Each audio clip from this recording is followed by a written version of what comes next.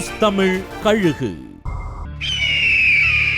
Government ஆபீஸ்ல ஒரு அதிகாரி தன் மனைவியோட தம்பதி சமேதரா ஆயுத பூஜை கொண்டாடி ஆச்சரியப்பட வச்சிருக்காரு.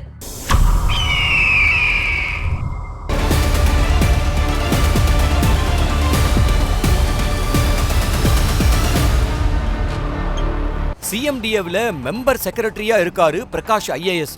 இவரு போன ஆட்சியில சென்னை கார்பரேஷன்ல முக்கிய பொறுப்புல எஸ்பி வேலுமணியோட நிழல்னு வர்ணிக்கப்பட்டவர்.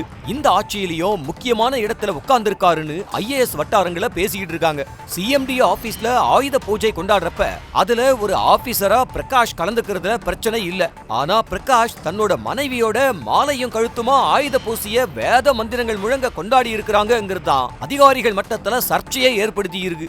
இது மேலிடத்துக்கு தெரியுமா? அவங்க சம்மதத்தோட தான் இப்படி ஒரு ஆயுத பூசை கொண்டாடப்பட்டதான்னு கேள்வி எழுப்புறாங்க.